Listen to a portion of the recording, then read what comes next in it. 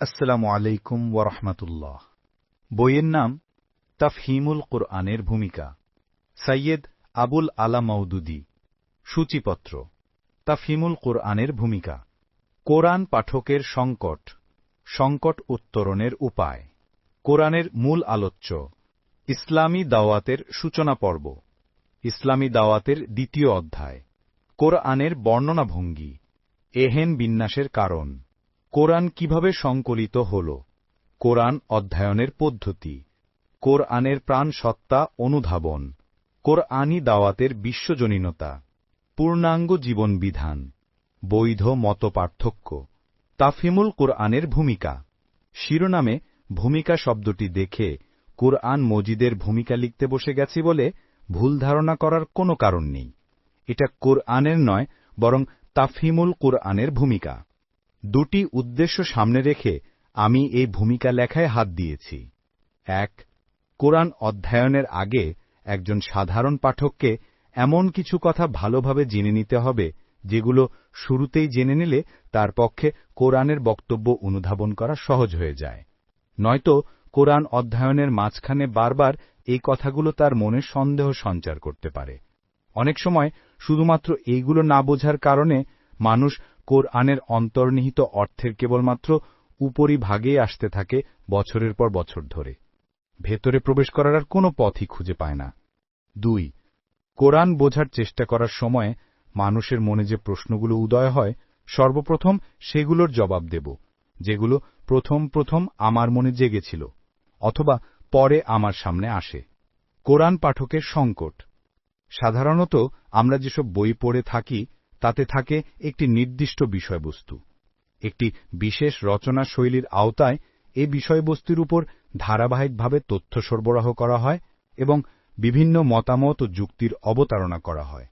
এজন্য কোরআনের সাথে এখনো পরিচয় হয়নি এমন কোনো ব্যক্তি যখন প্রথমবারে গ্রন্থটি অধ্যয়ন করতে যান, তিনি একটি চিরাচরিত আশা নিয়ে এগিয়ে যান।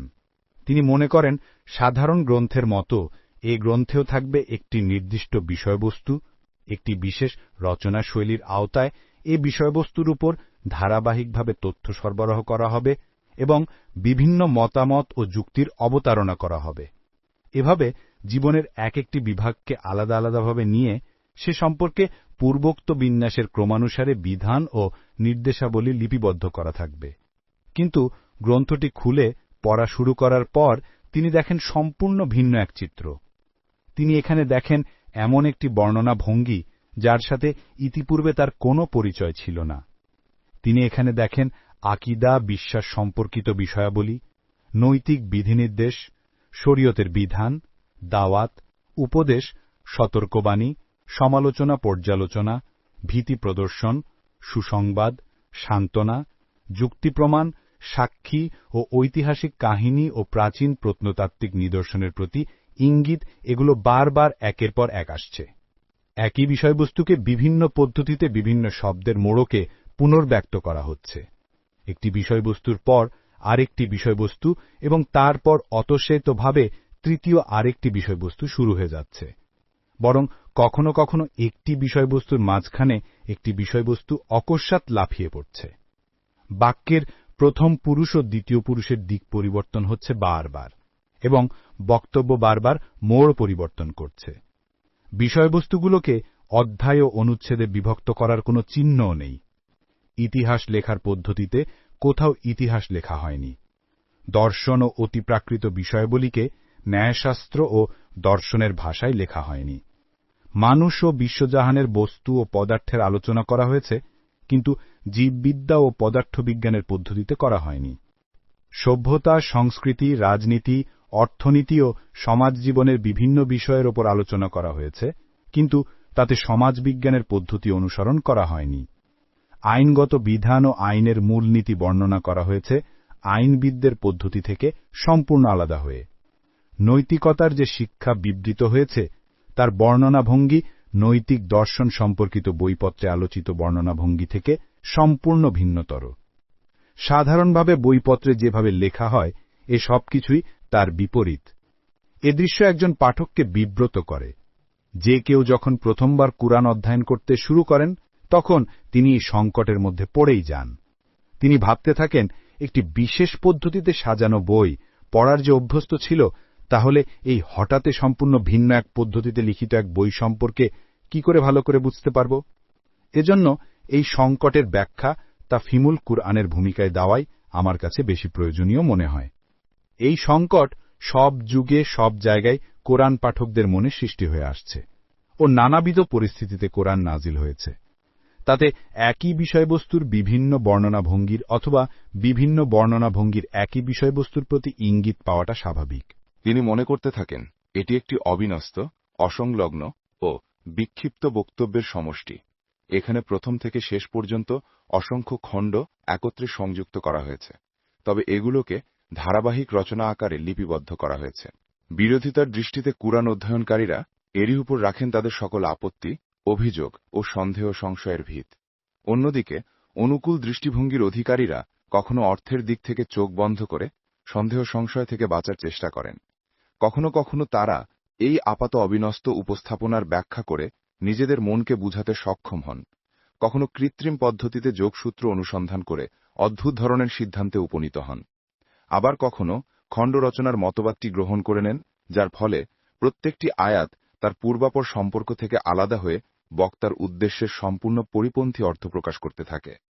আবার একটি বইকে ভালোভাবে বুঝতে হলে পাঠককে জানতে হবে তার বিষয়বস্তুর উদ্দেশ্য, লক্ষ্য, মূল বক্তব্য ও দাবি এবং তার কেন্দ্রীয় আলোচ্য বিষয়। সেই সাথে তার বর্ণনা পদ্ধতির সাথেও পরিচিত হতে হবে। তার পরিভাষা বিশেষ বিশ্লেষণ রীতি সম্পর্কে জ্ঞান থাকতে হবে। শব্দের উপরিকাঠামোর পেছনে তার বর্ণনাগুলো যেসব অবস্থা ও বিষয়াবলীর সাথে সম্পর্কিত, সেগুলো চোখের সামনে থাকতে হবে। সাধারণত যেসব বই আমরা পড়ে থাকি তার মধ্যে এগুলো সহজেই পাওয়া যায়, কাজেই তাদের বিষয়বস্তুর গভীরে প্রবেশ করা আমাদের জন্য মোটেই কঠিন হয় না। কিন্তু অন্যান্য বইতে আমরা এগুলো যেভাবে পেতে অভ্যস্ত, কুরআনে ঠিক সেভাবে পাওয়া যায় না। তাই একজন সাধারণ বই পাঠকের মানসিকতা নিয়ে যখন আমাদের মধ্যে থেকে কোনো ব্যক্তি কুরআন অধ্যয়ন করতে থাকেন, তখন তিনি খুঁজে পান না এই কিতাবের বিষয়বস্তু, মূল বক্তব্য ও কেন্দ্রীয় আলোচ্য বিষয়। এর বর্ণনা ও বিশ্লেষণ পদ্ধতিও তার কাছে নতুন ও অপরিচিত মনে হয়। অধিকাংশ জায়গায় এর বাক্য ও বক্তব্যগুলোর পটভূমিও তার চোখের আড়ালে থাকে। ফলে বিভিন্ন বিচ্ছিন্ন আয়াতের মধ্যে জ্ঞানের যে উজ্জ্বল মুক্তমালা জড়িয়ে রয়েছে, তা থেকে কম বেশি কিছুটা লাভবান হওয়া সত্ত্বেও পাঠক আল্লাহর কালামের যথার্থ অন্তর্নিহিত প্রাণসত্তার সন্ধান পায় না। এক্ষেত্রে কিতাবের জ্ঞান লাভ করার পরিবর্তে তাকে নিছক কিতাবের কতিপয় বিক্ষিপ্ত তথ্য ও উপদেশাবলী লাভ করেই সন্তুষ্ট থাকতে হয়। বরং কুরআন অধ্যয়নের পর যেসব লোকের মনে নানা কারণে সন্দেহ জাগে, তাদের অধিকাংশের বিভ্রান্তির একটি কারণ হচ্ছে এই যে কুরআনের বক্তব্য অনুধাবন করার ব্যাপারে এই মৌলিক প্রয়োজনীয় বিষয়গুলো তাদের জানা থাকে না।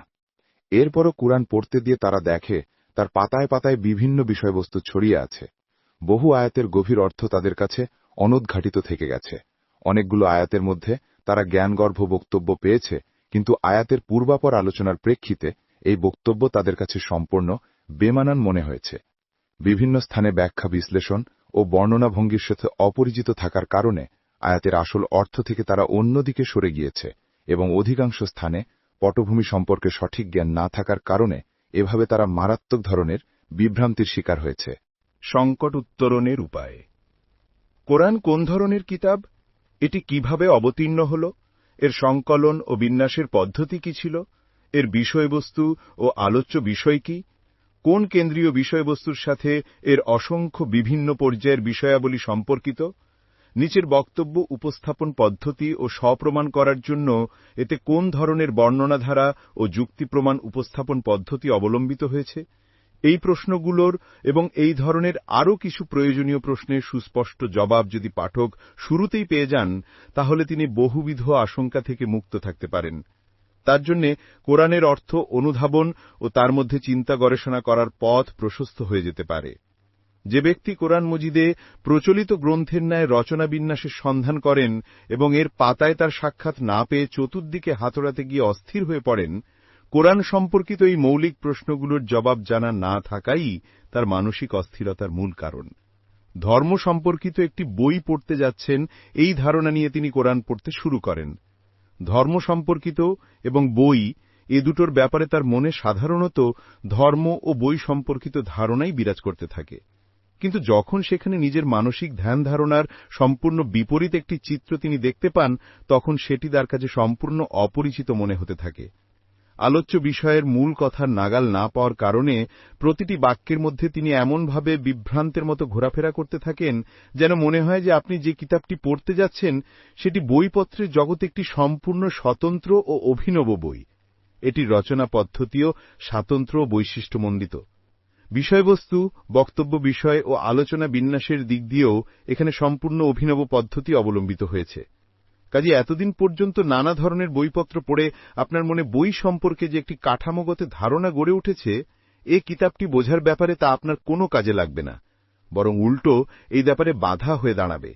একে বুঝতে হলে নিজের মনের মধ্যে আগে থেকেই যেসব ধারণা ও কল্পনা বাসা বেঁধে আছে সেগুলোকে সরিয়ে দিতে হবে এবং এই কিতাবের অভিনব বৈশিষ্ট্যকে নিজের মনের মধ্যে গেঁথে নিতে হবে। এ প্রসঙ্গে পাঠককে সর্বপ্রথম মূল কোরআনের সাথে পরিচিত হতে হবে। এর প্রতি তার বিশ্বাস থাকা না থাকার প্রশ্ন এখানে নেই।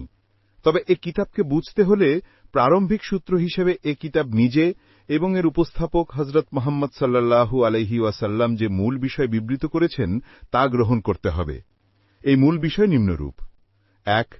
সমগ্র বিশ্বজাহানের প্রভু, সৃষ্টিকর্তা, মালিক ও একচ্ছত্র শাসক সর্বশক্তিমান আল্লাহ তার বিশাল সাম্রাজ্যের অংশবিশেষ এই পৃথিবীতে মানুষকে সৃষ্টি করেছেন, তাকে দান করেছেন জানার, বোঝার ও চিন্তা করার ক্ষমতার, ভালো ও মন্দের মধ্যে পার্থক্য করার, নির্বাচন, ইচ্ছা ও সংকল্প করার এবং নিজের ক্ষমতা ব্যবহার করার স্বাধীনতা দান করেছেন।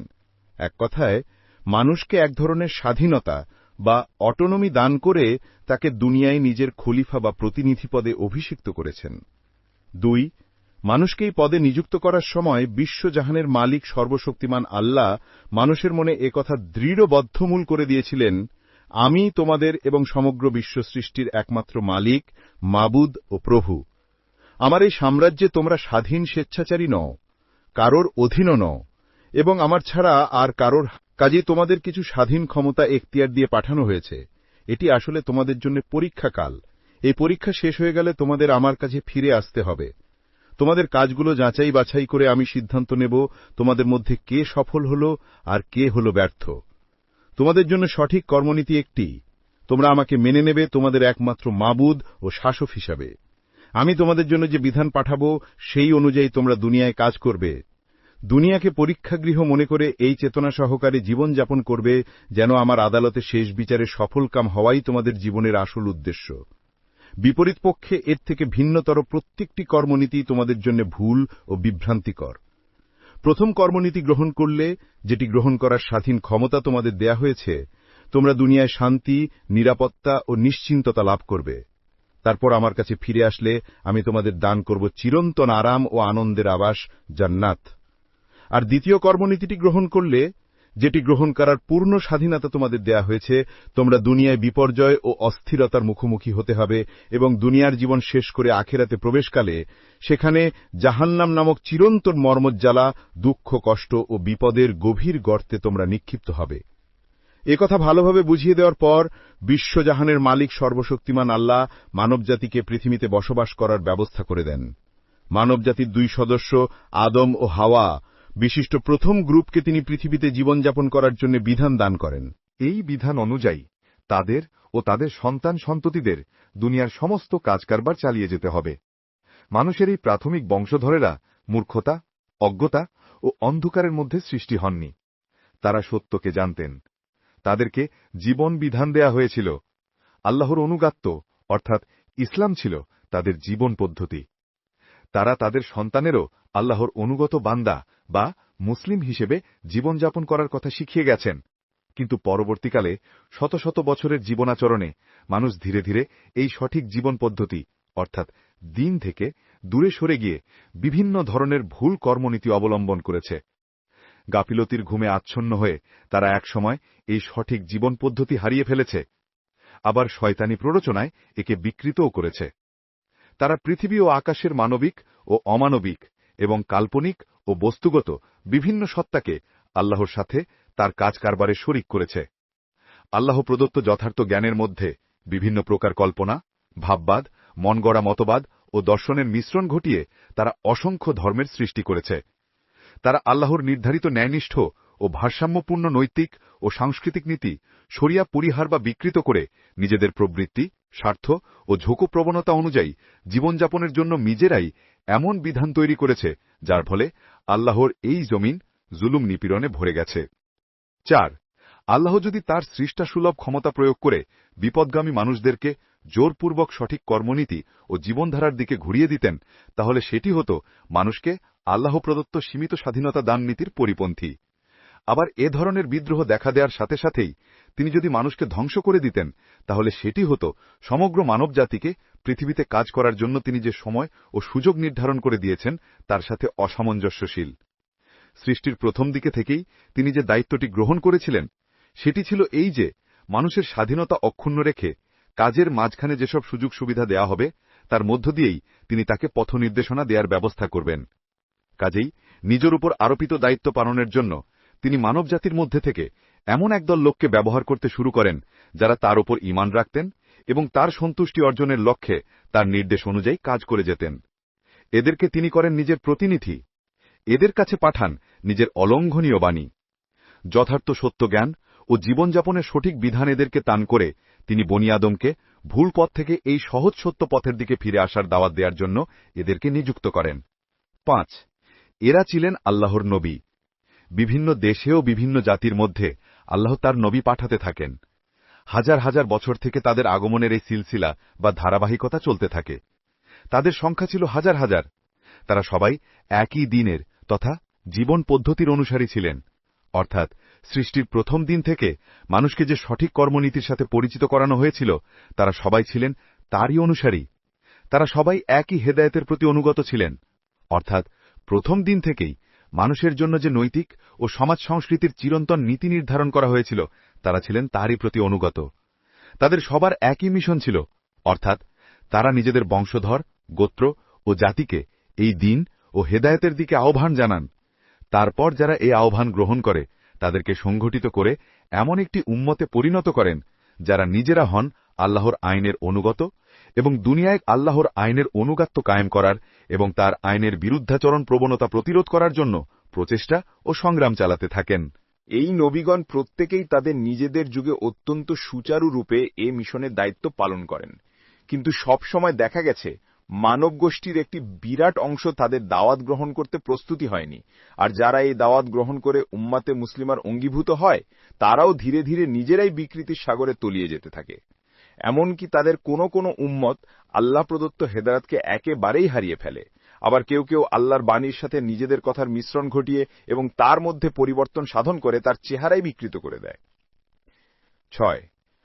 সবশেষে বিশ্বজাহানের প্রভু সর্বশক্তিমান আল্লাহ আরব দেশে মুহাম্মদ সাল্লাল্লাহু আলাইহি ওয়াসাল্লামকে পাঠান। ইতিপূর্বে বিভিন্ন নবীকে তিনি যে দায়িত্ব দিয়ে দুনিয়ায় পাঠিয়েছিলেন, মুহাম্মদ সাল্লাল্লাহু আলাইহি ওয়াসাল্লামের উপরও সেই একই দায়িত্ব অর্পণ করেন।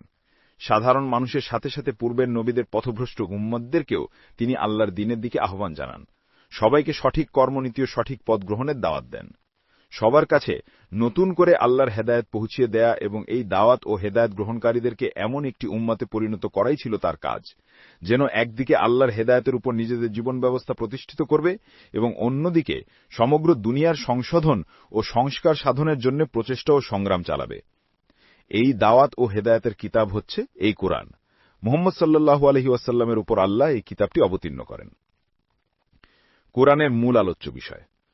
কোরআন সম্পর্কিত এই প্রাথমিক কথাগুলো জেনে নেয়ার পর পাঠকের জন্য এই কিতাবের বিষয়বস্তু, এর কেন্দ্রীয় আলোচ্য বিষয় ও লক্ষ্যবিন্দু সম্পর্কে সঠিক জ্ঞান লাভ করা সহজ হয়ে যায়। এর বিষয়বস্তু মানুষ, প্রকৃত ও জাজ্জল্যমান সত্যের দৃষ্টিতে মানুষের কল্যাণ কিসে, এ কথাই কোরআনের মূল বিষয়বস্তু। এর কেন্দ্রীয় আলোচ্য বিষয় হচ্ছে এই যে আপাতদৃষ্টি অনুমান নির্ভরতা অথবা প্রকৃতির দাসত্ব করার কারণে মানুষ আল্লাহ, বিশ্বজাহানের ব্যবস্থাপনা, নিজের অস্তিত্ব এবং নিজের পার্থিব জীবন সম্পর্কে যেসব মতবাদ গড়ে তুলেছে, ওই মতবাদগুলোর ভিত্তিতে যে দৃষ্টিভঙ্গি ও কর্মনীতি অবলম্বন করেছে, যথার্থ জাজ্জল্যমান সত্যের দৃষ্টিতে তা সবই ভুল ও ত্রুটিপূর্ণ এবং পরিণতির দিকে তা মানুষের জন্য ধ্বংসকর। আসল সত্য তাই যা মানুষকে খলিফা হিসেবে নিযুক্ত করার সময় আল্লাহ নিজেই বলে দিয়েছিলেন। আর এই আসল সত্যের দৃষ্টিতে মানুষের জন্য ইতিপূর্বে যে সঠিক কর্মনীতি নামে যে দৃষ্টিভঙ্গি ও কর্মনীতির আলোচনা করা হয়েছে তাই সঠিক, নির্ভুল ও সুপরিণতির দাবিদার। এর চূড়ান্ত লক্ষ্য ও বক্তব্য হচ্ছে মানুষকে সঠিক দৃষ্টিভঙ্গি ও কর্মনীতি অবলম্বনের প্রতি আহ্বান জানানো এবং আল্লাহর হেদায়েতকে দ্ব্যর্থহীনভাবে পেশ করা। মানুষ নিজের গাফলতি ও অসতর্কতার দরুন এগুলো হারিয়ে ফেলেছে এবং তার শয়তানি প্রবৃত্তির কারণে সে এগুলোকে বিভিন্ন সময় বিকৃত করার কাজই করে এসেছে। এই তিনটি মৌলিক বিষয়ের প্রতি দৃষ্টি রেখে কোরআন পাঠ করতে থাকলে দেখা যাবে এই কিতাবটি তার সমগ্র পরিসরে কোথাও তার বিষয়বস্তু, কেন্দ্রীয় আলোচ্য বিষয় ও লক্ষ্যবিন্দু সম্পর্ক থেকে এক চুল পরিমাণও সরে পড়েনি। প্রথম থেকে শেষ পর্যন্ত তার বিভিন্ন ধরনের বিষয়াবলী তার কেন্দ্রীয় আলোচ্য বিষয়ের সাথে এমনভাবে সংযুক্ত আছে যেমন একটি মতির মালার বিভিন্ন রঙের ছোট বড় মতি একটি সুতোর বাঁধনে একসাথে একত্রে একটি নিবিড় সম্পর্কে গাঁথা থাকে। কোরআনে আলোচনা করা হয় পৃথিবী এবং আকাশের গঠনাকৃতি, মানুষ সৃষ্টির প্রক্রিয়া পদ্ধতি এবং বিশ্বজগতের নিদর্শনসমূহ পর্যবেক্ষণের ও অতীতের বিভিন্ন জাতির ঐতিহাসিক ঘটনাবলী। কোরআনে বিভিন্ন জাতির আকীদা বিশ্বাস, নৈতিক চরিত্র ও কর্মকাণ্ডে সমালোচনা করা হয়। অতিপ্রাকৃতিক বিষয়ের ব্যাখ্যা করা হয়। এই সাথে অন্যান্য আরও বহু জিনিসের উল্লেখও করা হয়। কিন্তু মানুষকে পদার্থবিদ্যা, জীববিজ্ঞান, ইতিহাস বা দর্শনের কোনো বিদ্যা শিক্ষা দেওয়ার জন্য কোরআনে এগুলো আলোচনা করা হয়নি। বরং প্রকৃত ও জাজ্জল্যমান সত্য সম্পর্ক মানুষের ভুল ধারণা দূর করা, যথার্থ সত্যটি মানুষের মনের মধ্যে গেঁথে দেয়া, যথার্থ সত্যবিরোধী কর্মনীতির ভ্রান্তি ও অশুভ পরিণতি সুস্পষ্ট করে তুলে ধরা এবং সত্যের অনুরূপ ও শুভ পরিণতির অধিকারী কর্মনীতির দিকে মানুষকে আহ্বান করাই এর উদ্দেশ্য। এ কারণেই এতে প্রতিটি বিষয়ের আলোচনা কেবলমাত্র ততটুকুই এবং সেই ভঙ্গিমায় করা হয়েছে যতটুকু এবং যেই ভঙ্গিমায় আলোচনা করা তার মূল লক্ষ্যের জন্য প্রয়োজন। প্রয়োজন মতো এসব বিষয়ের আলোচনা করার পর কুরআন সবসময় অপ্রয়োজনীয় বিস্তারিত আলোচনা বাদ দিয়ে নিজের উদ্দেশ্য ও কেন্দ্রীয় আলোচ্য বিষয়ের দিকে ফিরে এসেছে। একটি সুগভীর ঐক্য একাত্মতা সহকারে তার সমস্ত আলোচনা ইসলাম দাওয়াতের কেন্দ্রবিন্দুতে ঘুরছে। কোরআন নাজিলের পদ্ধতি। কিন্তু কোরআনের বর্ণনা ও বিশ্লেষণ পদ্ধতি, বিন্যাস রীতি ও তার বহুতর আলোচ্য বিষয়কে পুরোপুরি হৃদয়ঙ্গম করতে হলে তার অবতরণের রীতি পদ্ধতি ও অবস্থা সম্পর্কে যথাযথ জ্ঞান লাভ করতে হবে। মহান আল্লাহ এই কোরআনটি একবারে লিখে মুহাম্মদ সাল্লাল্লাহু আলাইহি ওয়াসাল্লামের হাতে দিয়ে এর বহুল প্রচারের মাধ্যমে জনগণকে একটি বিশেষ জীবনধারার দিকে আহ্বান জানাবার নির্দেশ দেননি। এটি আদৌ তেমন কোনো কিতাব নয়। অনুরূপভাবে এই কিতাবে প্রচলিত রচনা পদ্ধতিতে বিষয়বস্তু ও কেন্দ্রীয় আলোচ্য বিষয়ের আলোচনা করা হয়নি।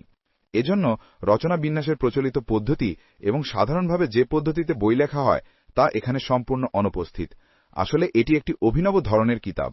মহান আল্লাহ আরব দেশের মক্কা নগরীতে তার এক বান্দাকে নবী করে পাঠালেন, নিজের শহর ও গোত্র কুরাইশ থেকে দাওয়াতের সূচনা করার জন্য তাকে নির্দেশ দিলেন।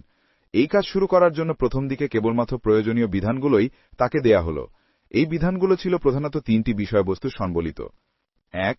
নবীকে শিক্ষাদান। এই বিরাট ও মহান দায়িত্ব পালন করার জন্য তিনি নিজেকে কিভাবে তৈরি করবেন এবং কোন পদ্ধতিতে কাজ করবেন তা তাকে শিখিয়ে দেয়া হল। ২. যথার্থ সত্য সম্পর্কে প্রাথমিক তথ্যাবলী সরবরাহ এবং সত্য সম্পর্কে চারপাশের লোকদের মধ্যে যে ভুল ধারণাগুলো পাওয়া যেত সংক্ষেপে সেগুলো খণ্ডন। এগুলোর কারণে তারা ভুল কর্মনীতি গ্রহণ করত। ৩. সঠিক কর্মনীতির দিকে আহ্বান। আল্লাহর বিধানের যেসব মৌলিক চরিত্রনীতির অনুসরণ মানুষের জন্য কল্যাণ ও সৌভাগ্যের বার্তাবহ সেগুলো বিবৃত করা হল। ইসলামী দাওয়াতের সূচনা পর্ব। এই প্রথম দিকের বাণীগুলো দাওয়াতের সূচনাকালের পরিপ্রেক্ষিতে কতিপয় ছোট ছোট সংক্ষিপ্ত কথার মধ্যে সীমাবদ্ধ থাকত। এগুলোর ভাষা অত্যন্ত প্রাঞ্জল, মিষ্টি মধুর, ব্যাপক প্রভাব বিস্তারকারী এবং যে জাতিকে উদ্দেশ্য করে বলা হচ্ছে তাদের রুচি অনুযায়ী সর্বোত্তম সাহিত্য রস সমৃদ্ধ। ফলে এ কথাগুলো মনে গেঁথে যেত তীরের মতো। ভাষার ঝংকার ও সুরলালিত্যের কারণে এগুলোর দিকে কান নিজে নিজেই অতি দ্রুত আকৃষ্ট হতো। সময়োপযোগী এবং মনের চাহিদার সাথে সামঞ্জস্যপূর্ণ হবার কারণে জিহ্বা স্বতঃস্ফূর্তভাবে এগুলোর পুনরাবৃত্তি করত। আবার এতে স্থানীয় প্রভাবও ছিল অনেক বেশি। বিশ্বজনীন সত্য বর্ণনা করা হলেও সেজন্য যুক্তি, প্রমাণ ও উদাহরণ গ্রহণ করা হতো এমন নিকটতম পরিবেশ থেকে যার সাথে শ্রোতারা ভালোভাবে পরিচিত ছিলেন। তাদেরই ইতিহাস, ঐতিহ্য, তাদের প্রতিদিনের দেখা নিদর্শনসমূহ এবং তাদেরই আতিকগত নৈতিক ও সামাজিক ত্রুটিগুলোর ওপর ছিল সমস্ত আলোচনার ভিত। এভাবে এর প্রভাব গ্রহণ করার জন্য উপযোগী পরিবেশ তৈরি করা হয়েছিল। ইসলামী দাওয়াতের এই সূচনা পর্বটি প্রায় ৪-৫ বছর পর্যন্ত জারি ছিল।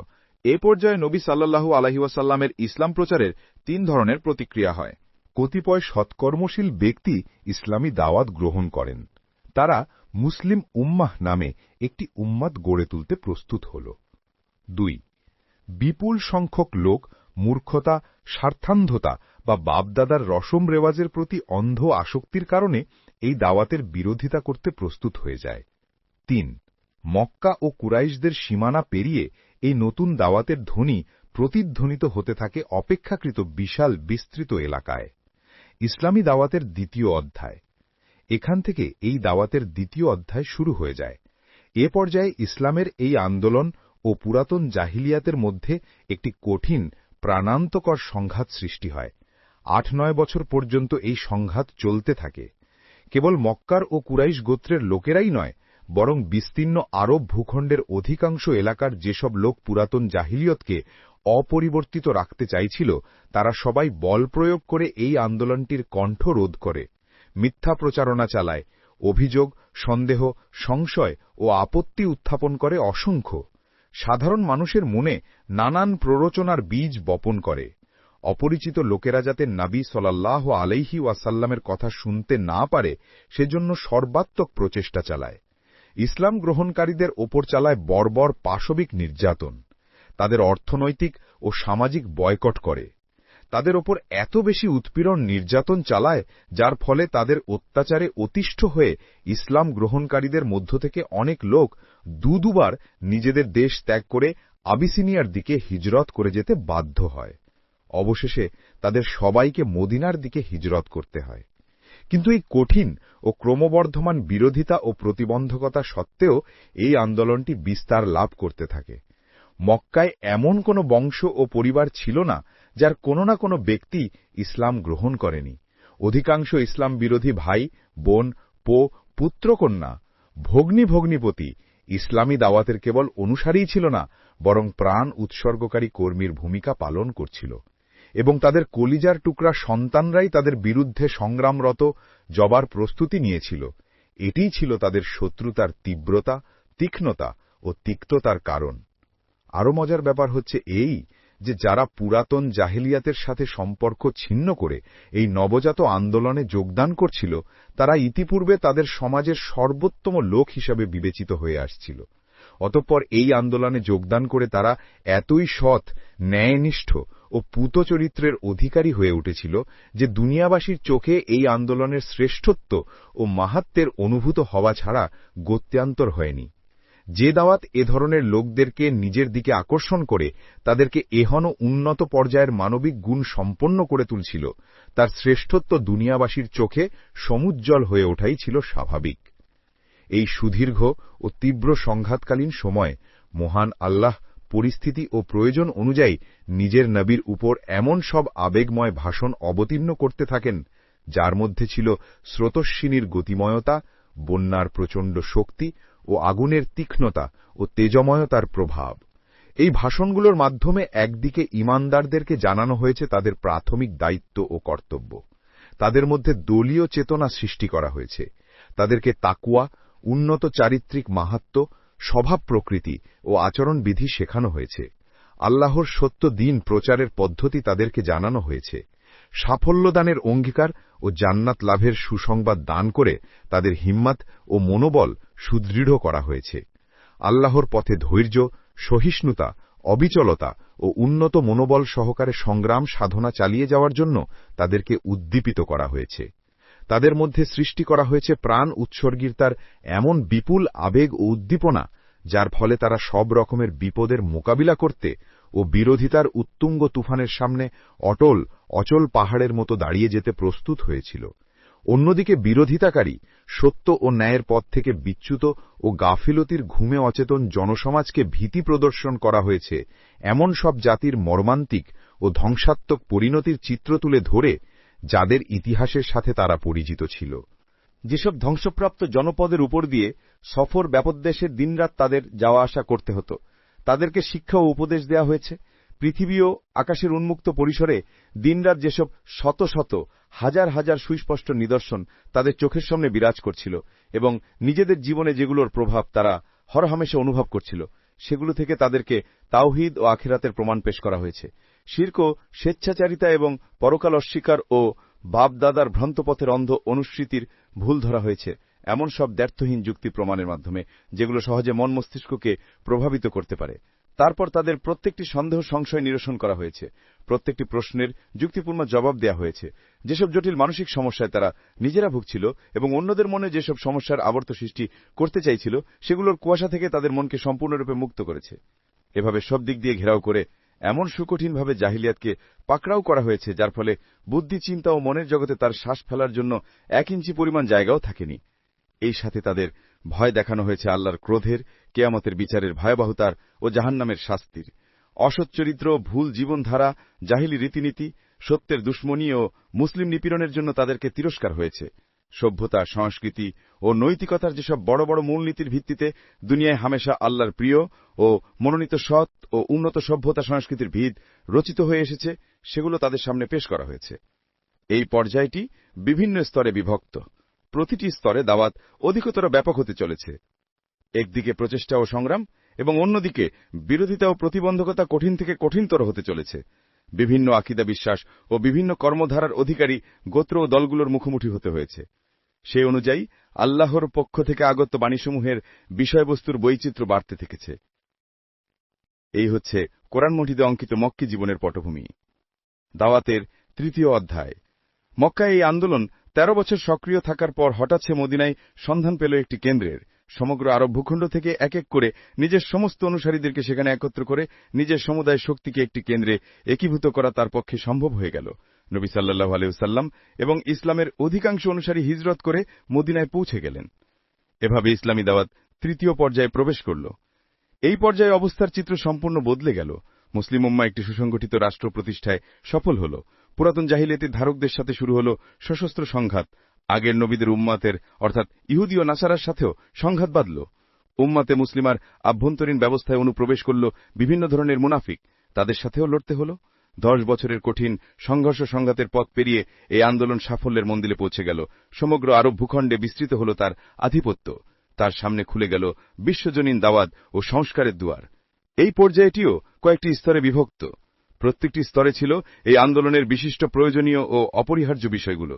এই প্রয়োজনীয় বিষয়গুলোর পরিপ্রেক্ষিতে মহান আল্লাহর পক্ষ থেকে নবী সাল্লাল্লাহু আলাইহি ওয়াসাল্লামের উপর এমন সব ভাষণ ও বক্তব্য অবতীর্ণ হতে থাকল, যেগুলো কখনো হতো অনলবর্ষী বক্তব্যের মতো, কখনো হাজির হতো সেগুলো রাজকীয় ফরমান ও নির্দেশের চেহারা নিয়ে, আবার কখনো শিক্ষকের শিক্ষাদান, অধ্যাপনা ও সংস্কারকের উপদেশ দান ও বোঝার প্রচেষ্টা তার মধ্যে ফুটে উঠত। দল ও রাষ্ট্র এবং সৎ ও সুন্দর নাগরিক জীবন কিভাবে গড়ে তুলতে হবে, জীবনের বিভিন্ন বিভাগগুলো কোন নীতি ও শৃঙ্খল বিধির ভিত্তিতে প্রতিষ্ঠিত করতে হবে, মুনাফিকদের সাথে কোন ধরনের ব্যবহার করতে হবে, জিম্মি, কাফের, আহলি কিতাব, যুদ্ধরত শত্রু এবং চুক্তিসূত্র আবদ্ধ জাতিদের ব্যাপারে কোন ধরনের কর্মনীতি অবলম্বন করা হবে, এবং সুসংগঠিত ইমানদারের এই সৎ দলটি দুনিয়ায় আল্লাহর খেলাফত প্রতিষ্ঠার দায়িত্ব পালন করার জন্য নিজেকে কিভাবে তৈরি করবে, এসব কথা সেখানে বিবৃত হতো। এই বক্তৃতাগুলোর মাধ্যমে মুসলমানদের শিক্ষা ও তরবিয়াত দান করা হতো, তাদের দুর্বলতাগুলো দূর করা হতো, আল্লাহর পথে জানমাল দিয়ে জিহাদ করতে তাদেরকে উদ্বুদ্ধ করা হতো। জয় পরাজয়, আরাম মুসিবত, দুঃখ আনন্দ, দারিদ্র্য সচ্ছলতা, নিরাপত্তা ও ভীতি ইত্যাদি সব ধরনের অবস্থায় সেই অবস্থার উপযোগী নৈতিকতার শিক্ষা দেয়া হতো। তাদেরকে নবী সাল্লাল্লাহু আলাইহি সাল্লামের পরে তার স্থলাভিষিক্ত হয়ে ইসলামী দাওয়াত ও সংস্কারের কাজ সম্পাদন করার যোগ্যতা সম্পন্ন করে তৈরি করা হতো। অন্যদিকে আহলে কিতাব, মুনাফিক, মুশরিক ও কাফির ইত্যাদি যারা ইমানের পরিসরের বাইরে অবস্থান করছিল, তাদের সবাইকে তাদের ভিন্ন ভিন্ন অবস্থার প্রেক্ষিতে বোঝার, হৃদয়গ্রাহী ভাষায় দাওয়াত দেওয়ার, কঠোরভাবে তিরস্কার ও উপদেশ দান, আল্লাহর আযাবের ভয় দেখানো এবং শিক্ষণীয় অবস্থা ও ঘটনাবলী থেকে উপদেশ ও শিক্ষাদান করার চেষ্টা করা হতো। এভাবে সত্যকে উপস্থাপন করার ব্যাপারে তাদের সামনে কোনো জড়তা বা অস্পষ্টতা থাকেনি। এই হচ্ছে কোরআন মজিদের মাদানী সূরাগুলোর প্রেক্ষাপট। কোরআনের বর্ণনা ভঙ্গি। এ বর্ণনা থেকে সুস্পষ্ট হয়ে ওঠে যে একটি দাওয়াতের বাণী নিয়ে কোরআন মাজিদ নাজিল হওয়া শুরু হয়। দাওয়াতটি শুরু হবার পর থেকে তার পূর্ণতার চূড়ান্ত মঞ্জিলে পৌঁছা পর্যন্ত পূর্ব 23 বছরে তাকে যেসব পর্যায় ও স্তর অতিক্রম করতে হয়, তাদের বিভিন্ন ও বিচিত্র প্রয়োজনের প্রেক্ষিতে কোরআনের বিভিন্ন অংশ নাজিল হতে থাকে। কাজেই ডক্টরেট ডিগ্রি লাভ করার জন্য যেসব বইপত্র লেখা হয়, সেগুলোর মতো রচনাশৈলী ও বিষয়বস্তু বিন্যস্ত করার কায়দা সেখানে অবলম্বিত হয়নি। আবার এই দাওয়াতের ক্রমোন্নতির সাথে সাথে কোরআনের ছোট বড় যে সমস্ত অংশ নাজিল হয়, সেগুলো কোনো পুস্তিকার আকারে প্রকাশিত হতো না, বরং বক্তৃতা ও বিবৃতির আকারে বর্ণনা করা হতো এবং সেভাবে প্রচারও করা হতো। তাই সেগুলোর মধ্যে মূর্ত হয়ে উঠেছে লেখার নয়, বক্তৃতার ভঙ্গিমা।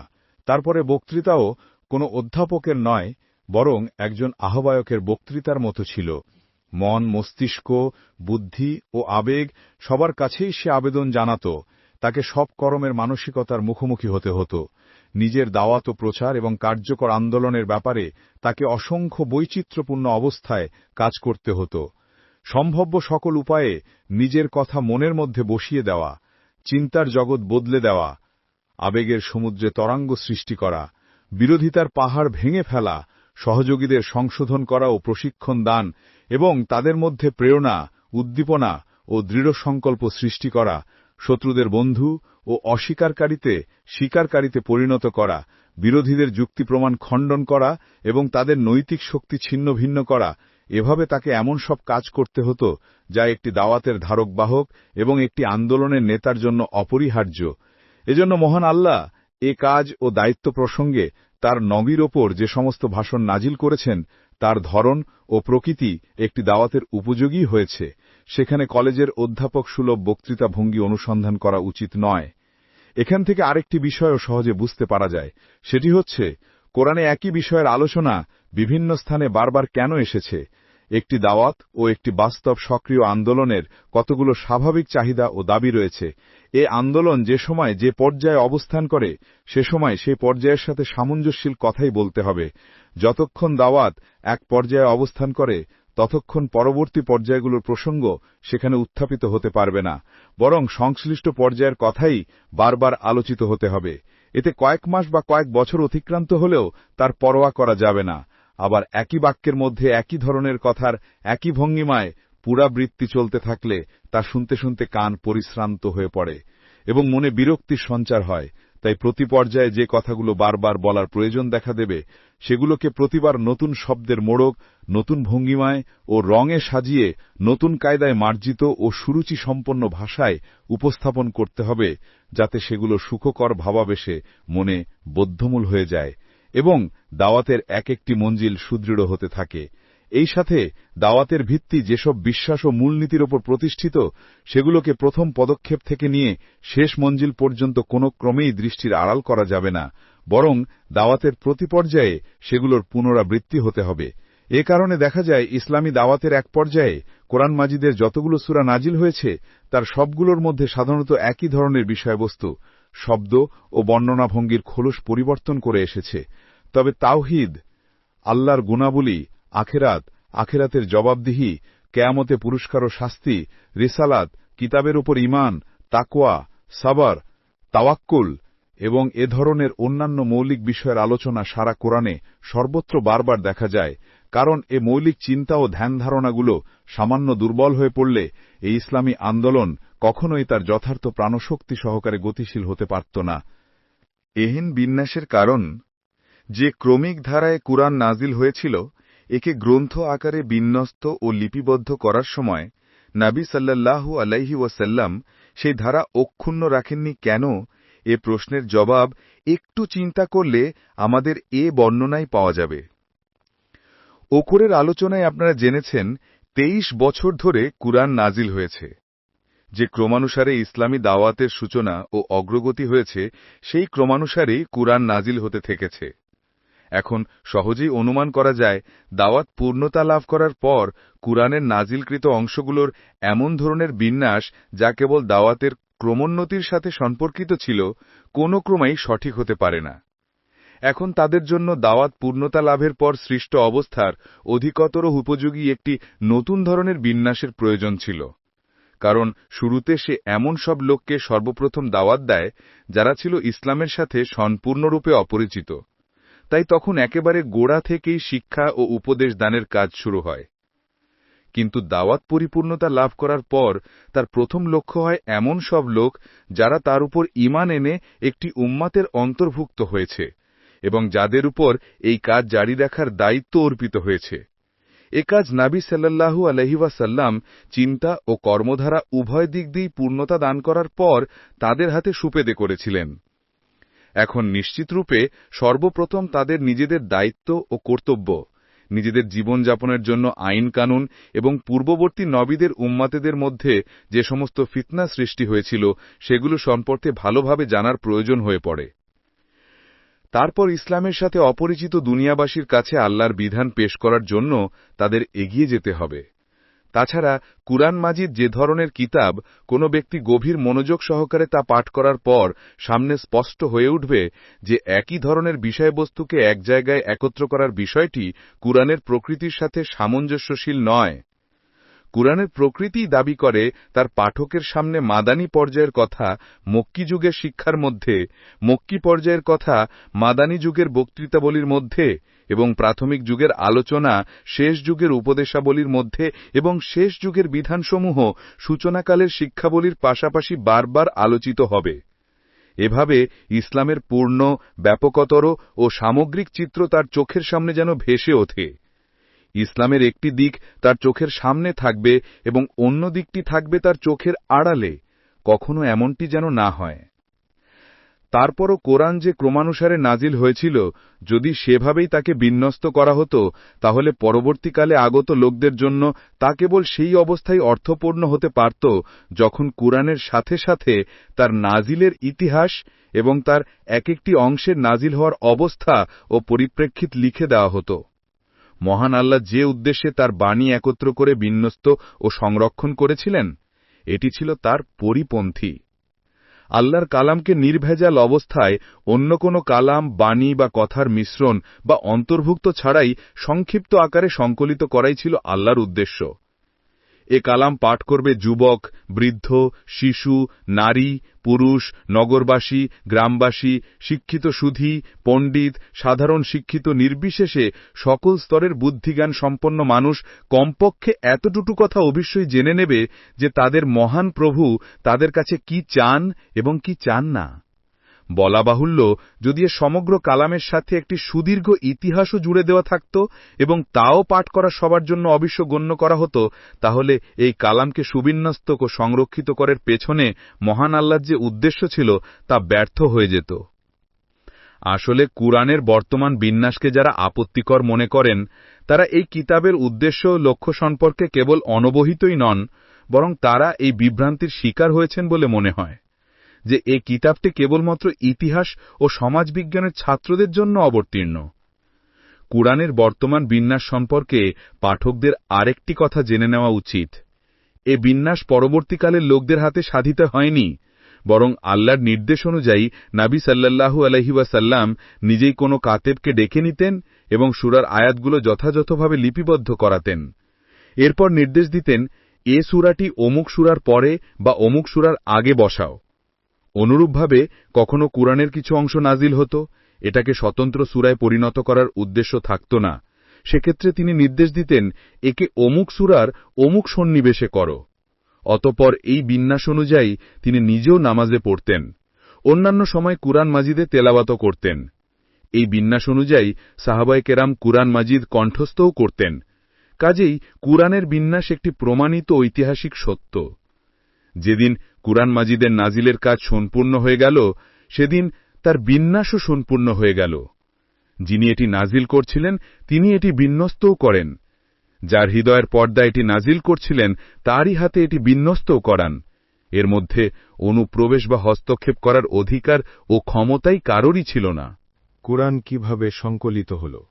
যেহেতু নামাজ শুরু থেকেই মুসলমানদের ওপর ফরজ ছিল, উল্লেখ্য, নবী সাল্লাল্লাহু আলাইহি ওয়াসাল্লামের নবুয়ত লাভের কয়েক বছর পর 5 ওয়াক্ত নামাজ ফরজ হয়, কিন্তু সাধারণভাবে নামাজ ফরজ ছিল প্রথম দিন থেকেই।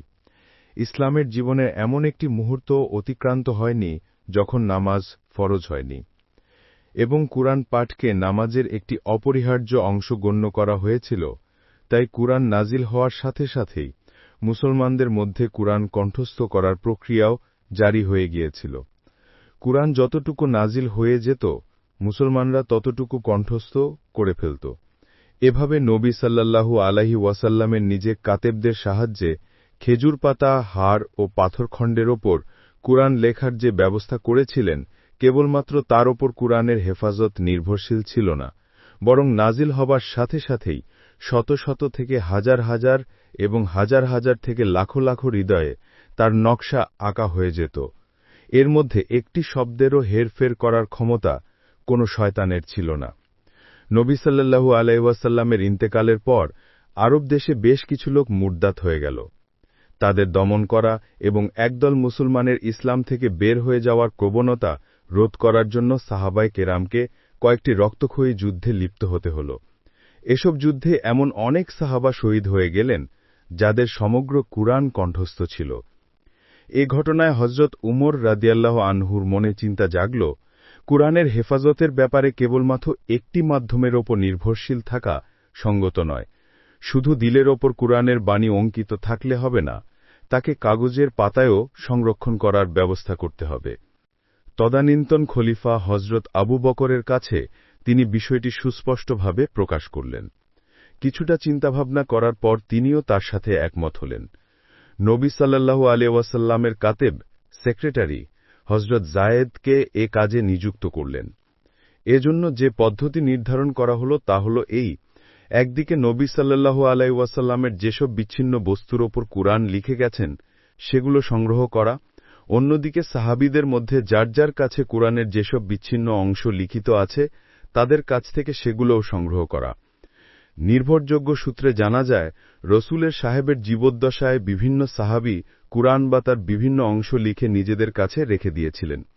এ ব্যাপারে হযরত উসমান রাদিয়াল্লাহু আনহু, হযরত আলী রাদিয়াল্লাহু আনহু, হযরত আব্দুল্লাহ ইবনে মাসুদ রাদিয়াল্লাহু আনহু, হযরত আব্দুল্লাহ ইবনে আমর ইবনে আস রাদিয়াল্লাহু আনহু, হযরত সালেম মাওলা হুযাইফা রাদিয়াল্লাহু আনহু, হযরত যায়েদ ইবনে সাবিত রাদিয়াল্লাহু আনহু, হযরত মুয়াজ ইবনে জাবাল রাদিয়াল্লাহু আনহু, হযরত উবাই ইবনে কাব রাদিয়াল্লাহু আনহু এবং হযরত আবু যায়েদ কায়েস ইবনে সাক্কান রাদিয়াল্লাহু আনহুর নাম পাওয়া যায়। এই সাথে কুরআনের হাফেজদের থেকেও সাহায্য নেয়া। এই তিনটি মাধ্যমকে পূর্ণরূপে ব্যবহার করে নির্ভুল হবার ব্যাপারে শতকরা 100% নিশ্চয়তা ও নিশ্চিন্ততা লাভ করার পর কুরআনের একটি হরফ, শব্দ ও বাক্য গ্রন্থাকারে লিপিবদ্ধ করা।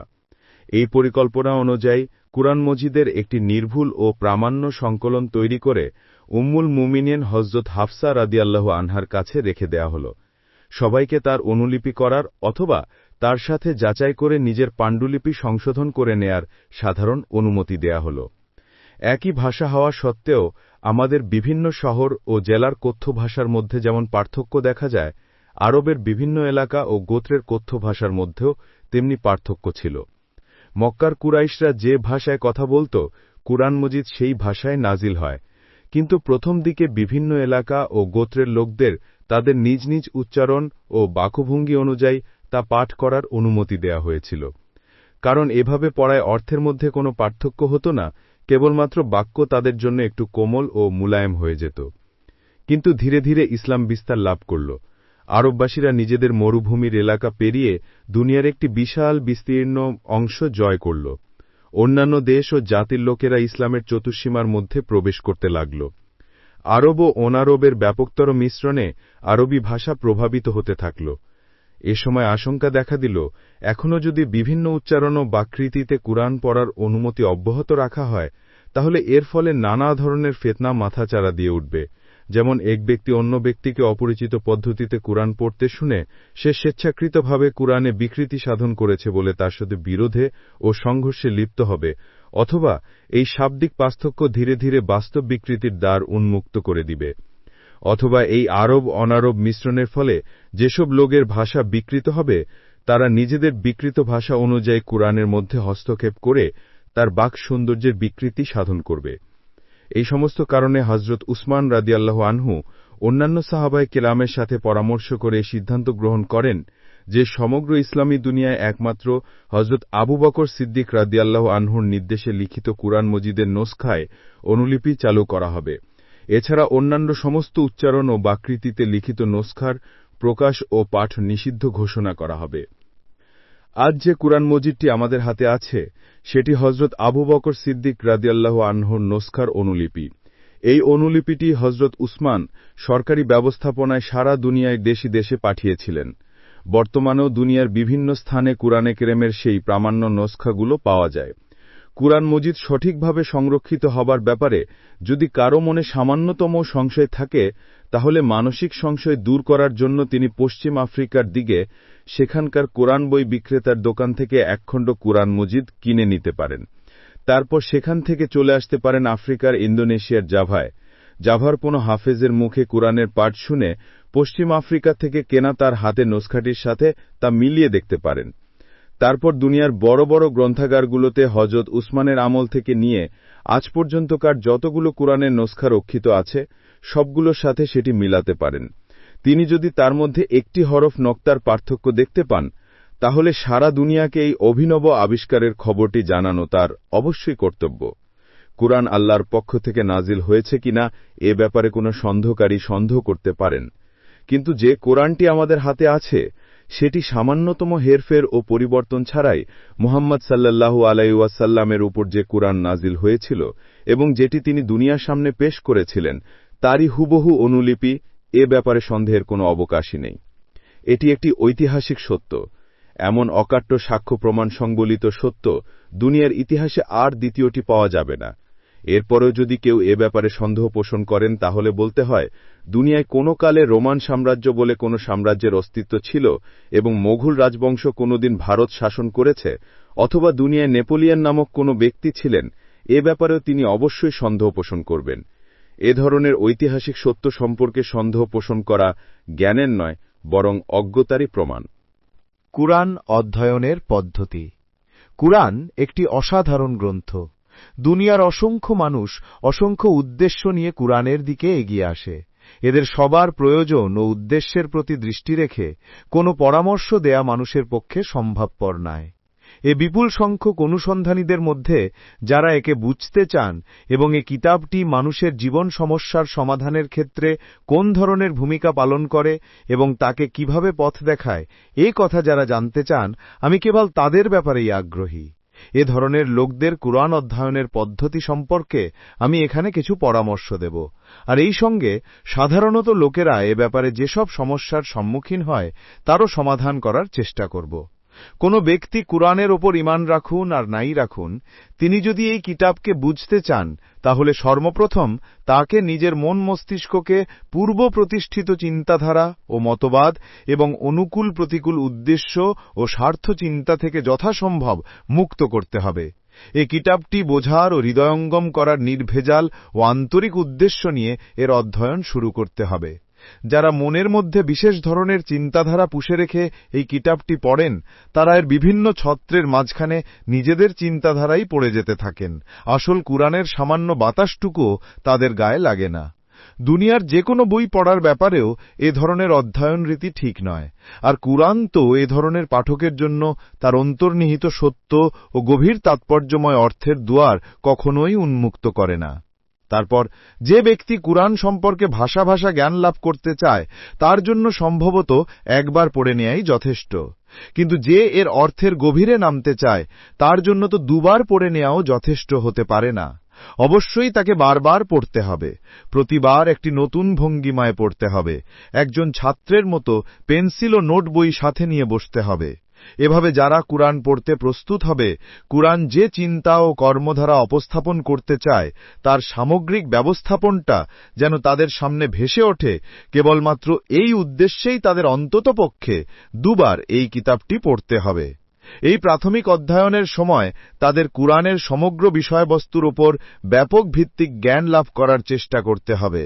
তাদের দেখতে হবে এই কিতাবটি কোন কোন মৌলিক চিন্তা পেশ করে এবং সেই চিন্তাধারার উপর কিভাবে জীবন ব্যবস্থার অট্টালিকার ভিত গড়ে তুলে। এ সময়কালে কোনো জায়গায় তার মনে যদি কোনো প্রশ্ন জাগে বা কোনো খটকা লাগে, তাহলে তখনই সেখানে সে সম্পর্কে কোনো সিদ্ধান্ত না নিয়ে বরং সেটি নোট করে নিতে হবে এবং ধৈর্য সহকারে সামনের দিকে অধ্যয়ন জারি রাখতে হবে। সামনের দিকে কোথাও না কোথাও তিনি এর জবাব পেয়ে যাবেন, এরই সম্ভাবনা বেশি। জবাব পেয়ে গেলে নিজের প্রশ্নের পাশাপাশি সেটি নোট করে নেবেন, কিন্তু প্রথম অধ্যয়নের পর নিজের কোনো প্রশ্নের জবাব না পেলে ধৈর্য সহকারে দ্বিতীয়বার অধ্যয়ন করতে হবে। আমি নিজের অভিজ্ঞতায় বলতে পারি, দ্বিতীয়বার গভীর মনোযোগ সহকারে অধ্যয়ন করার পর কালেভদ্রে কোনো প্রশ্নের জবাব অনুদ্ঘাটিত থেকে গেছে। এভাবে কুরআন সম্পর্কে একটি ব্যাপক দৃষ্টিভঙ্গি লাভ করার পর এর বিস্তারিত অধ্যয়ন শুরু করতে হবে।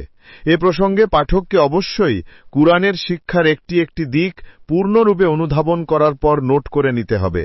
যেমন মানবতার কোন ধরনের আদর্শ তার কাছে ঘৃণার্হ ও প্রত্যাখ্যাত এ কথা তাকে বুঝার চেষ্টা করতে হবে। এ বিষয়টিকে ভালোভাবে নিজের মনের মধ্যে গেঁথে নেওয়ার জন্য তাকে নিজের নোট বইতে একদিকে লিখতে হবে পছন্দনীয় মানুষ, অন্যদিকে লিখতে হবে অপছন্দনীয় মানুষ, এবং উভয়ের নিচে তাদের বৈশিষ্ট্য ও গুণাবলী লিখে যেতে হবে। অথবা যেমন তাকে জানতে হবে কুরআনের দৃষ্টিতে মানুষের কল্যাণ ও মুক্তি কোন কোন বিষয়ের উপর নির্ভরশীল এবং কোন কোন জিনিসকে সে মানবতার জন্য ক্ষতিকারক ও ধ্বংসাত্মক গণ্য করে, এই বিষয়টিকেও সুস্পষ্ট ও বিস্তারিতভাবে জানার জন্য আগের পদ্ধতি অবলম্বন করতে হবে। অর্থাৎ নোট বইতে কল্যাণের জন্য অপরিহার্য বিষয়সমূহ এবং ক্ষতির জন্য অনিবার্য বিষয়সমূহ এই শিরোনামে দুটি পাশাপাশি লিখতে হবে। অতঃপর প্রতিদিন কুরআন অধ্যয়ন করার সময় সংশ্লিষ্ট বিষয় দুটি সম্পর্কে নোট করে যেতে হবে। এই পদ্ধতিতে আকীদা বিশ্বাস, চরিত্র নৈতিকতা, অধিকার কর্তব্য, সমাজ সংস্কৃতি, অর্থনীতি রাজনীতি, আইন দলীয় সংগঠন শৃঙ্খলা, যুদ্ধ সন্ধি এবং জীবনের অন্যান্য বিষয়াবলী সম্পর্কে কুরআনের বিধান নোট করতে হবে এবং এর প্রতিটি বিভাগের সামগ্রিক চেহারা কি দাঁড়ায়, তারপরে সবগুলোকে একসাথে মিলালে কোন ধরনের জীবনচিত্র ফুটে ওঠে তা অনুধাবন করার চেষ্টা করতে হবে। আবার জীবনের বিশেষ কোনো সমস্যার ব্যাপারে অনুসন্ধান চালাতে হলে এবং সে ব্যাপারে কুরআনের দৃষ্টিভঙ্গি জানতে হলে সেই সমস্যা সম্পর্কিত প্রাচীন ও আধুনিক সাহিত্য গভীরভাবে অধ্যয়ন করতে হবে। এই অধ্যয়নের মাধ্যমে তাকে সংশ্লিষ্ট সমস্যার মৌলিক বিষয়গুলো সুস্পষ্টভাবে জেনে নিতে হবে। মানুষ আজ পর্যন্ত সে সম্পর্কে কি কি চিন্তা করেছে এবং তাকে কিভাবে অনুধাবন করেছে, কোন কোন বিষয় এখনো সেখানে সমাধানের অপেক্ষায় আছে, মানুষের চিন্তার গাড়ি কোথায় গিয়ে আটকে গেছে, এই সমাধানযোগ্য সমস্যা ও বিষয়গুলো সামনে রেখেই কুরআন অধ্যয়ন করতে হবে। কোনো বিষয় সম্পর্কে কুরআনের দৃষ্টিভঙ্গি জানার এটাই সবচেয়ে ভালো ও সুন্দর পথ। নিজের অভিজ্ঞতায় বলতে পারি, এভাবে কোনো বিষয় গবেষণা ও অনুসন্ধানের উদ্দেশ্যে কুরআন অধ্যয়ন করতে থাকলে এমন সব আয়াতের মধ্যে নিজের প্রশ্নের জবাব পাওয়া যাবে যেগুলো ইতিপূর্বে কয়েকবার পড়া হয়ে থাকলেও এই তত্ত্ব সেখানে লুকিয়ে আছে এ কথা ঘুণাক্ষরেও মনে জাগেনি। কুরআনের প্রাণসত্তা অনুধাবন।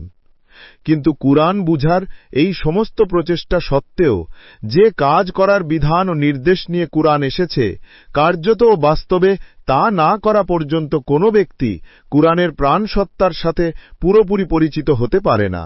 এটি নিছক কোনো মতবাদ ও চিন্তাধারার বই নয়, তাই আরাম কেদারায় বসে বসে এই বইটি পড়লে এর সব কথা বুঝতে পারা যাবার কথা নয়। দুনিয়ার প্রচলিত ধর্মচিন্তা অনুযায়ী এটি নিছক একটি ধর্মগ্রন্থও নয়। মাদ্রাসায় ও খানকাহে বসে এর সমস্ত রহস্য গভীর তত্ত্ব উদ্ধার করাও সম্ভব নয়। শুরুতে ভূমিকায় বলা হয়েছে এটি একটি দাওয়াত ও আন্দোলনের কিতাব। সে এসেই এই নীরব প্রকৃতির সৎ ও সত্যনিষ্ঠ ব্যক্তিকে নির্জন ও নিঃসঙ্গ জীবনক্ষেত্র থেকে বের করে এনে আল্লাহ বিরোধী দুনিয়ার মোকাবিলায় দাঁড় করিয়ে দিয়েছে। তার কণ্ঠে জুগিয়েছে বাতিলের বিরুদ্ধে প্রবল প্রতিবাদের ধ্বনি। যুগের কুফুরি, ফাসেকি ও ভ্রষ্টতার পতাকাবাহীদের বিরুদ্ধে প্রচণ্ড সংঘাতে লিপ্ত করেছে। সচ্চরিত্র সম্পন্ন সত্যনিষ্ঠ লোকদেরকে প্রতিটি গৃহাভ্যন্তর থেকে খুঁজে বের করে এনে সত্যের আহ্বায়কের পতাকা তলে সমবেত করেছে। দেশের প্রতিটি এলাকার ফিতনাবাজ ও বিপর্যয় সৃষ্টিকারীদেরকে বিক্ষুব্ধ উত্তেজিত করে সত্যানুসারীদের সাথে তাদের যুদ্ধ বাঁধিয়ে দিয়েছে। এক ব্যক্তির আহ্বানের মাধ্যমে নিজের কাজ শুরু করে খিলাফতে ইলাহিয়ার প্রতিষ্ঠা পর্যন্ত পূর্ণ 23 বছর ধরে এই কিতাবটি এই বিরাট ও মহান ইসলামী আন্দোলনের নেতৃত্ব দান করেছে। হক ও বাতিলের এই সুদীর্ঘ ও প্রাণান্তকর সংঘর্ষকালে প্রতিটি মঞ্জিল ও প্রতিটি পর্যায়েই সে একদিকে ভাঙার পদ্ধতি শিখিয়েছে এবং অন্যদিকে পেশ করেছে গড়ার নকশা।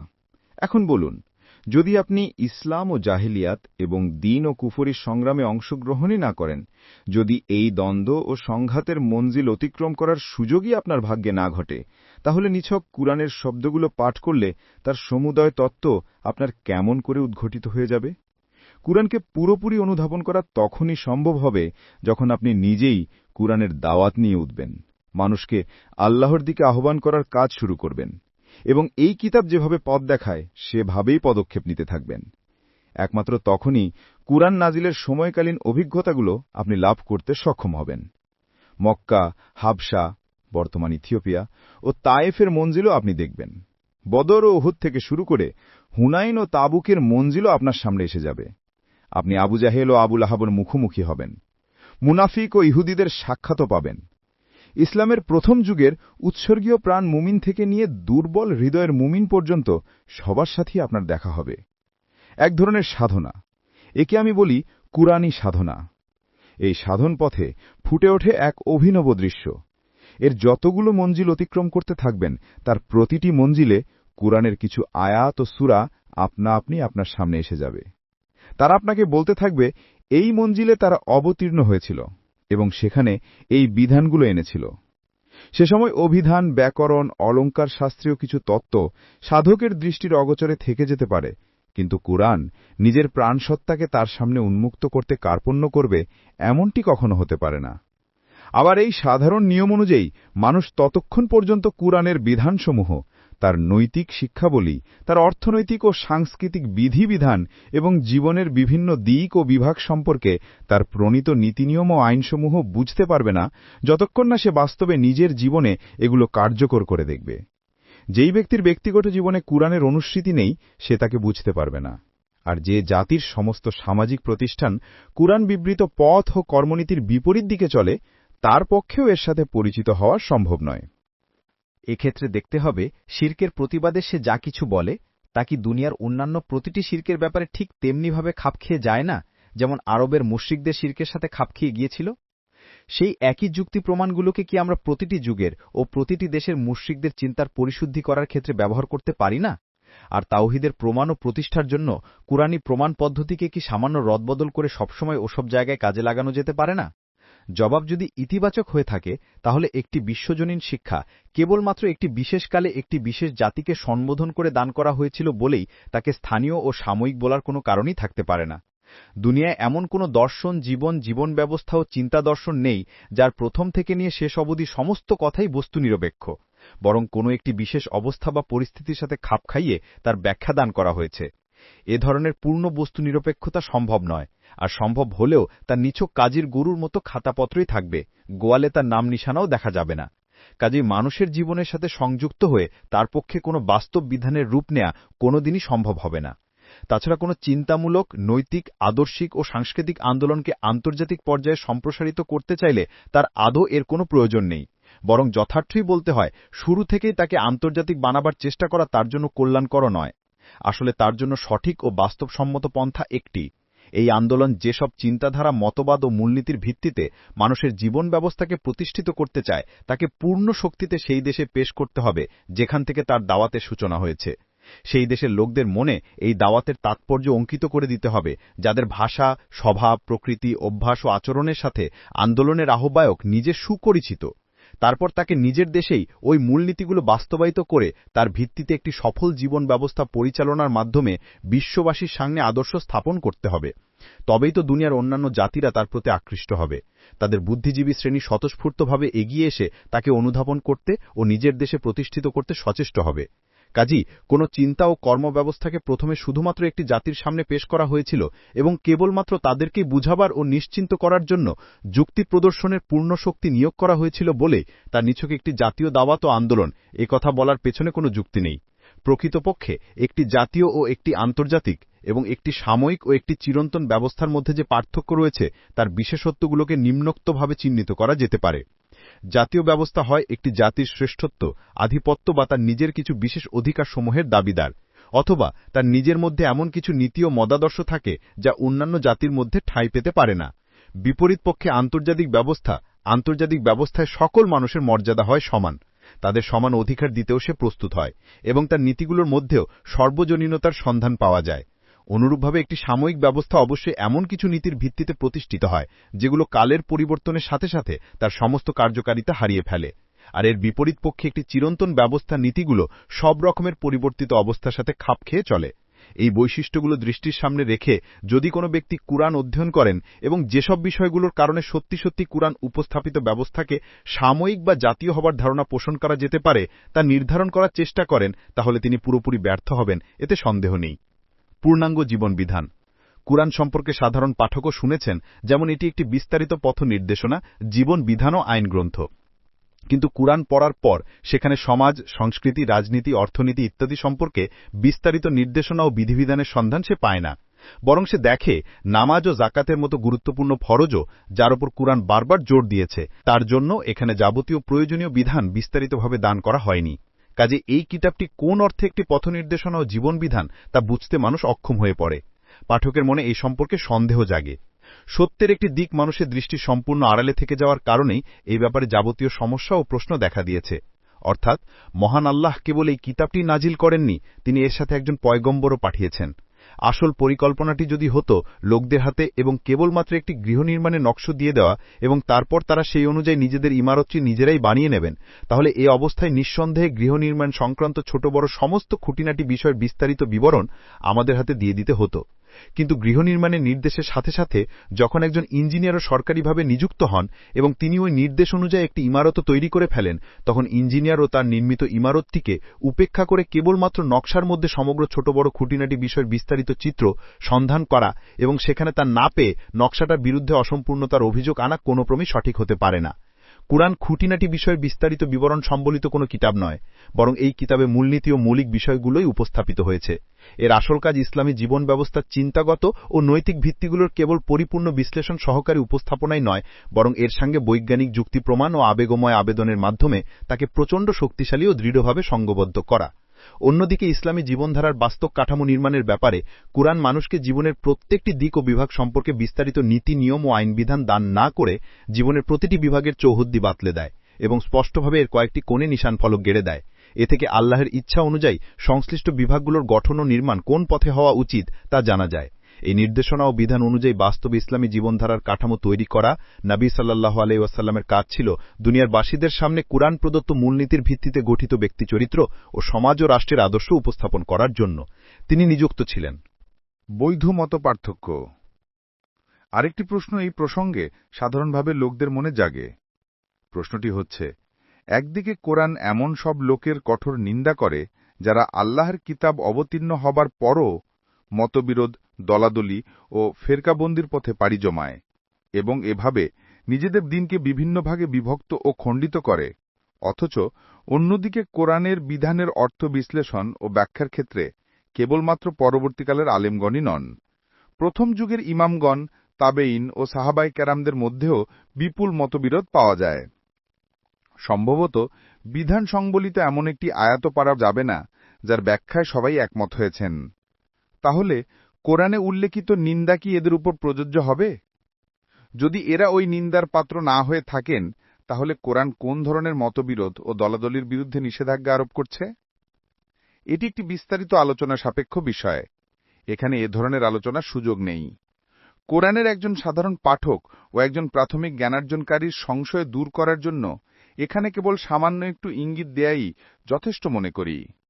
দ্বীন ও ইসলামী জীবন ব্যবস্থার ক্ষেত্রে একমত এবং ইসলামী দলীয় সংগঠনে ঐক্যবদ্ধ থেকেও নিছক ইসলামী জীবন বিধান ও আইনের ব্যাখ্যা বিশ্লেষণের ক্ষেত্রে যে আন্তরিক মতবিরোধের প্রকাশ ঘটে, কোরআন তার বিরোধী নয়। বিপরীতপক্ষে কোরআন এমন ধরনের মতবিরোধের নিন্দা করে যার সূচনা হয় স্বার্থন্ধতা ও বক্রদৃষ্টির মাধ্যমে এবং অবশেষে তা দলাদলি ও পারস্পরিক বিরোধে পরিণত হয়। এই দুই ধরনের মতবিরোধ মূলত একই পর্যায়ের নয় এবং ফলাফলের দিক দিয়েও উভয়ের মধ্যে কোনো সামঞ্জস্য নেই। কাজেই একই লাঠি দিয়ে উভয়কে তাড়িয়ে নিয়ে যাওয়া এবং উভয়ের বিরুদ্ধে একই হুকুম জারি করা উচিত নয়। প্রথম ধরনের মতবিরোধ উন্নতির প্রাণকেন্দ্র ও মানুষের জীবনে প্রাণস্পন্দন স্বরূপ। বুদ্ধিমান ও চিন্তাশীল লোকদের সমাজে এর অস্তিত্ব পাওয়াই যাবে। এর অস্তিত্বই জীবনের আলামত। যে সমাজে বুদ্ধির অস্তিত্ব বিলুপ্ত হয়ে গেছে, বরং সেখানে রক্তমাংসের মানুষের পরিবর্তে কাঠের মানুষেরা বিচরণ করছে, একমাত্র সেখানেই এর অস্তিত্ব থাকতে পারে না। আর দ্বিতীয় ধরনের মতবিরোধটির ব্যাপারে সারা দুনিয়ার মানুষই জানে। যে দেশে ও যে সমাজে তা মাথাচাড়া দিয়ে উঠেছে, তাকেই ছিন্ন ভিন্ন করে দিয়েছে। তার অস্তিত্ব স্বাস্থ্যের নয়, রোগের আলামত। কোনো উম্মতকে সে শুভ পরিণতির দিকে এগিয়ে দিতে পারেনি। এই উভয় ধরনের মতবিরোধের পার্থক্যের চেহারাটিকে নিম্নোক্তভাবে অনুধাবন করুন। এক ধরনের মতপার্থক্যে আল্লাহ ও রাসূলের আনুগত্যের ক্ষেত্রে সমগ্র ইসলামী সমাজে ঐক্যমত প্রতিষ্ঠিত থাকবে। কোরআন ও সুন্নাহকে সর্বসম্মতিক্রমে জীবন বিধানের উৎস হিসেবে মেনে নেওয়া হবে।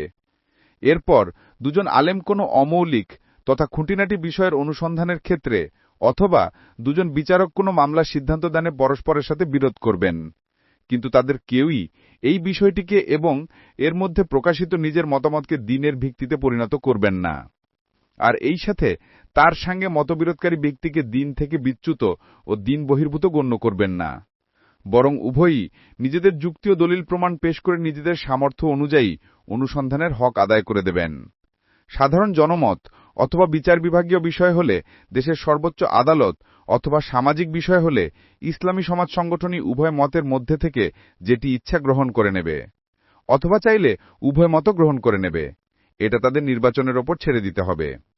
দ্বিতীয় ধরনের মতবিরোধ করা হবে দ্বীনের মৌলিক বিষয়গুলোর ব্যাপারে, অথবা যে বিষয়টিকে আল্লাহ ও তার রাসূল দ্বীনের মৌলিক বিষয় বলে গণ্য করেননি এমন কোনো বিষয়ে কোনো আলেম, সুফি, মুফতি, নীতিশাস্ত্রবিদ বা নেতা নিজে একটি মত অবলম্বন করবেন এবং অযথা টেনে হেঁচড়ে তাকে দ্বীনের মৌলিক বিষয়ে পরিণত করে দেবেন।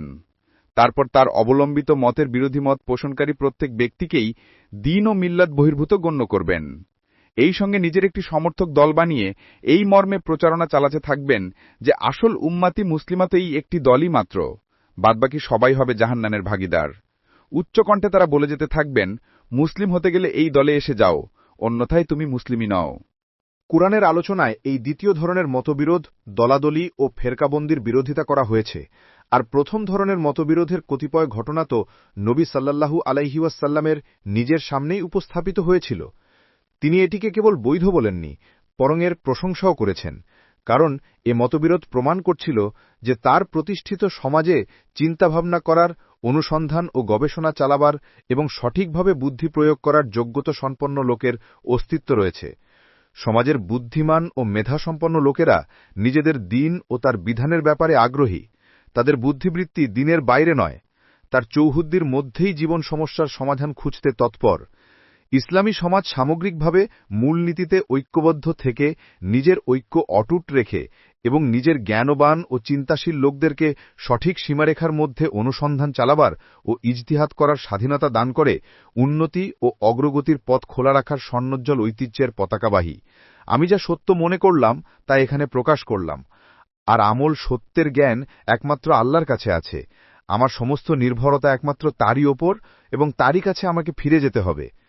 কুরআন অধ্যয়নকালে একজন পাঠকের মনে যত রকমের প্রশ্নের উদয় হয় তার সবগুলোর জবাব দেওয়ার জন্য আমি এ ভূমিকা ফাঁদিনি, কারণ এ প্রশ্নগুলোর মধ্যে এমন বহু প্রশ্ন রয়েছে যেগুলো কোনো না কোনো আয়াত বা সূরা পাঠকালে মনে জাগে।